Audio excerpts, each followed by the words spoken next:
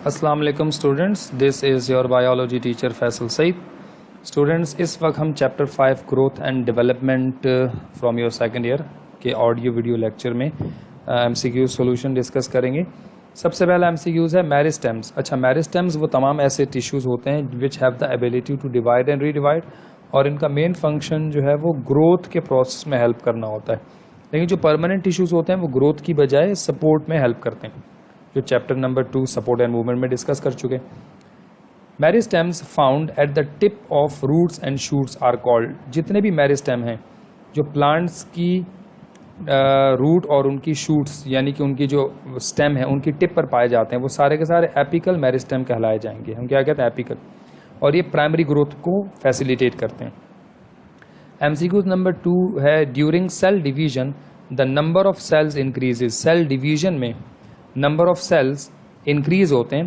तो बेसिकली अगर हम कहें बहुत ही सिंपल, माइटोसिस, जब भी सेल डिवीजन होती है तो during cell division the number of cells increases. अब number of cells increases formative phase है, तो यहाँ फॉर्मेटिव फेज नहीं है, maturation लॉगिश।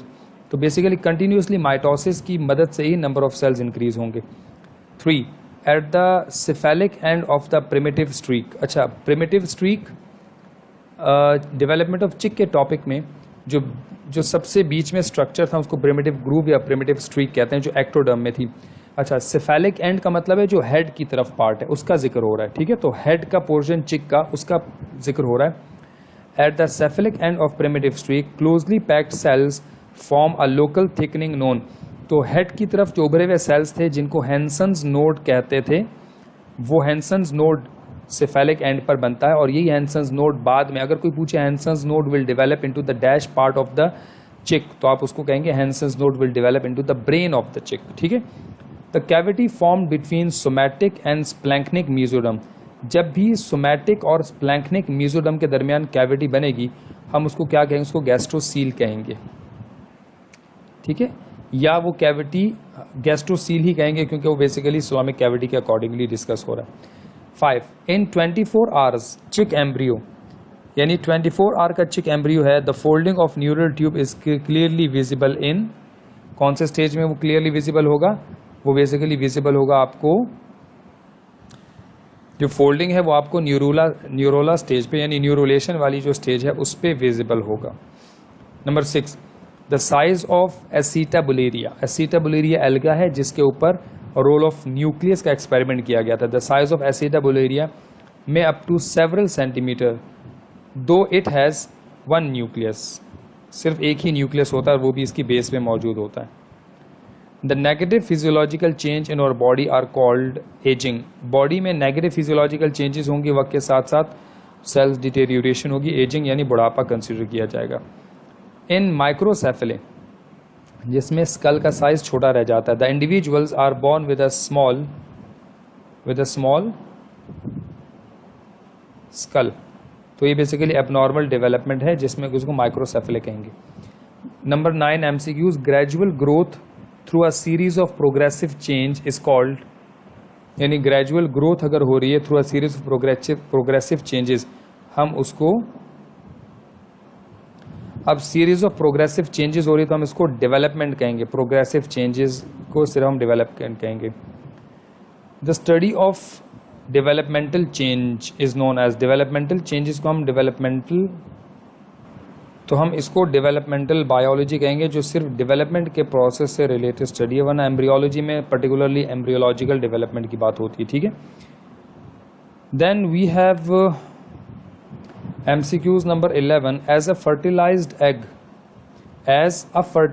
egg develops into an embryo, it undergoes। तो मैनी मियोटिक नहीं बल्कि मैनी माइटोटिक सेल डिवीजन, क्योंकि एक फर्टिलाइज्ड ओवा जो है वो अगर एम्ब्रियो में कन्वर्ट होगा तो मैनी जो क्लीवेजेस है ना बेसिकली वो माइटोटिक डिवीजन ही कंसीडर होते हैं, ठीक है। Undifferentiated tissues from which new cells are formed as at the tip of a stem or root, हम उसको undifferentiated tissues from which new cells are formed at a tip of a stem, हम उसको कहेंगे meristem. Undifferentiated से root of tip पर meristem कहलाए जाएंगे, जिससे सेल्स की प्लांट की जो स्टेम की या रूट की जो लेंथ होती है वो बढ़ेगी। 13 primary growth depends upon the activity of apical meristem. Secondary growth is made possible by the dash which increases the girth of the plant. तो secondary growth is made possible by the lateral meristem, हमेशा lateral meristem help करते हैं। In the dash plants whole body is capable of growth. तो bryophyte, अब bryophyte में पूरी की पूरी बॉडी में ग्रोथ होती है, they have few centimetre, so vertical plus horizontal growth equally हो रही होती है। The correct sequence of growth phases in plants, plants में करेक्ट सीक्वेंस ग्रोथ फेजेज, सबसे पहले फॉर्मेटिव फेज, फिर एलोंगेशन और फिर मैचुरेशन फेज था। तो हम ये डिस्कस कर चुके हैं कि पहले formation of number of cells बढ़ते हैं, एलोंगेशन में सेल का साइज बढ़ता है और मैचुरेशन में cell differentiation. Number 17 MCQs, during which phase the elongated cells are modified into permanent cells. तो जो एलोंगेटेड सेल्स हैं वो परमानेंट सेल्स में मॉडिफाइड हो जाएंगे मैचुरेशन फेज में, ठीक है, और फंक्शन परफॉर्म करेंगे जो उनका काम होगा। The growth in diameter, diameter में जो ग्रोथ होगी जिससे विड्थ बढ़ेगी हम उसको सेकेंडरी ग्रोथ कंसीडर करेंगे, और लेंथ में जो इजाफा होगा उसको primary growth. 19 MCQs 19, during secondary growth xylem rings are produced on the dash side of the dividing. तो हमेशा याद रखिएगा during secondary growth xylem rings are produced to the inner side of the cambium tissues produce होते हैं। MCQs 20, during secondary growth phloem rings are produce on the outer side. ये तो हम secondary growth के टॉपिक में भी पढ़ चुके थे। 21, at high temperature the rate of growth stops due to enzyme loss. Yes, due to enzyme loss ही जो है ना ग्रोथ का प्रोसेस रुक जाता है। एंड सेकेंड है 22, in plants red light favours. Plants में जो रेड लाइट है वो किस चीज़ को फेवर करता है? प्लांट में रेड लाइट जो है वो बेसिकली हम कह सकते हैं, तो यहाँ प्लांट्स में जो रेड लाइट है वो डिवीजन ऑफ सेल्स को और blue light elongation of cells को प्रमोट करेगा, ठीक है। Generally light influences growth by intensity, quality, duration, तीनों। लाइट की क्वालिटी, लाइट की ड्यूरेशन, लाइट की इंटेंसिटी, तीनों ही प्लांट की ग्रोथ को इन्फ्लुएंस कर रहे होते हैं। 24 MCQs, a metabolic pathway that consume oxygen, release carbon dioxide, generates no ATP and decreases the photosynthetic output. तो हम उसको फोटो रेस्पायरेशन कहेंगे जो एक यूजलेस प्रोसेस है, ठीक है, photo respiration. This one chapter 13 first year में भी आप पढ़ चुके थे गैसोस एक्सचेंज में।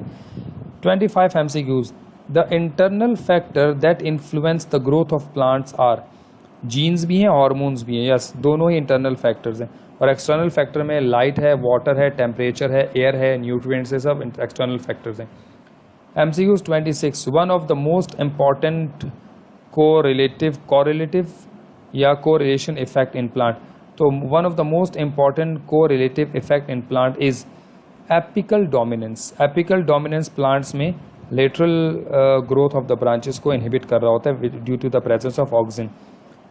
The removal of apex releases the lateral buds from apical dominance, इसको हम कंपेंसेटरी इफेक्ट कहते हैं, ये भी हम पढ़ चुके थे। The correct sequence of process, अब 28 MCQs क्या है? The correct sequence of process of development after fertilisation and cleavage. Fertilisation और क्लीवेज के बाद जो सीक्वेंस है वो बताइएगा। तो फर्टिलाइजेशन और क्लीवेज के बाद जो है वो हमारे पास होना चाहिए, कितने ऑप्शंस हैं हमारे पास? 4। पहला गैस्ट्रुलेशन, ठीक है, और ऑर्गेनोजेनेसिस, ग्रोथ। गैस ऑर्गेनोजेनेसिस पहले नहीं हो सकता, गैस्ट्रुलेशन ब्लास्टुला नहीं हो सकता, ऑर्गेनोजेनेसिस नहीं। सबसे पहले यही होना चाहिए, गैस्ट्रुलेशन, ऑर्गेनोजेनेसिस एंड ग्रोथ का प्रोसेस, ये सीक्वेंस होनी चाहिए। 29, it is a series of mitotic cell division that change zygote into multicellular embryo. तो बेसिकली वो क्लीवेज है, क्लीवेज ही लगातार डिवीजन्स को कह रहे होते हैं, mitotic division. MCQs 30, cell divisions, migrations and rearrangement produce 3 germ layers in. तो ऐसा कब होता है? गैस्ट्रुलेशन के प्रोसेस में, जिसमें 3 जर्मिनल लेयर एक्टो, एंड और मीजोडर्म डेवलप होते हैं। The egg of hen is polylecithal. I have told you कि polylecithal egg is a egg with a large amount of yolk को हम पोलीलेसिथल कहेंगे। 32 MCQs 32 में पूछा जा रहा है, during development of chick the fertilised egg is laid at dash hours after the fertilisation. तो भाई वो था 24 hours after the fertilisation it will the hen will lay an egg, और वो स्टेज कौन सी है? ब्लास्टूला स्टेज है। After dash days of incubation the chick finally begins its escape from the shell. तो आफ्टर हम कहते हैं 21 डेज, यानी इंक्यूबेशन के 21 डेज स्पेंड करने के बाद जो है ना वो एक चिक जो है वो डेवलप होकर अंडे से बाहर आ जाएगा। 34 the pattern of cleavage in which only part of the ovum is divided into cells, it is also called incomplete cleavage and is usually observe in embryos with large amount of yolk. तो इसको हम meroblastic या discoidal cleavage कहते हैं। Holoblastic में complete divide होता है, ठीक है, और मीरोब्लास्टिक या डिस्कॉइडल क्लीवेज में हाफ डिवाइड होता है। तो ये भी हमने डिस्कस किया था, both A and B option है इसका। 35 the peripheral region of the chick blastodisc surrounded the area pellucida. अच्छा, area pellucida and in direct contact with the yolk. तो the peripheral region of the chick blastodisc surrounding the area pellucida and in direct contact with the yolk is area opaca कहला, area pellucida और फिर area ओपेका। तो देखें चिक का जो ब्लास्टोडिस्क है उसका जो बिल्कुल सेंट्रल पार्ट है वो एरिया पेलुसिडा है, ठीक है। सेंट्रल पार्ट क्या है? Area pellucida. और इस सेंट्रल पार्ट के चारों तरफ एरिया को कवर करता है एरिया ओपेका। तो ये एरिया ओपेका, ये भी हमने डिस्कस किया हुआ है। MCQ 36 one of a pair of twisted cords of the albumin found at each of an egg joining the shell membrane to the yolk and supporting the yolk centrally within the shell. अच्छा, yolk को centre में रखने के लिए जो yolk के किनारे पे स्पाइरल शेप, जिसको डेंस एल्ब्यूमिन भी कहते हैं, तो उसका नाम पूछा गया है। उसको हम क्या कहते हैं? उसको डेंस एल्ब्यूमिन या उसको चालेजा भी कहा जाता है, ठीक है। डायग्राम में भी आपको मैंने डिस्कस करके बताया था। 37 द सेंट्रल रीजन ऑफ ब्लास्टोडिस्क। अच्छा, ब्लास्टोडिस्क का बीच वाला एरिया एरिया पेलुसिडा था, ये भी इस MCQ में डिस्कस हुआ। The central region of the blastodisc is known as area pellucida. और अगर पेरिफेरल एरिया पूछा जाता है, जैसे पिछले MCQ से पूछा गया, तो वो एरिया ओपेका कहलाया जाएगा। MCQ number 38 animals begin their lives as a single diploid cell called zygote. Initial में जिंदगी का जो स्टार्ट है वो जायगोट से ही होता है। MCQ 39 increase in size of organs to attain maturity is called growth. इस प्रोसेस को ग्रोथ कंसीडर करेंगे, जिसमें साइज आहिस्ता आहिस्ता बढ़ता जाएगा, ठीक है।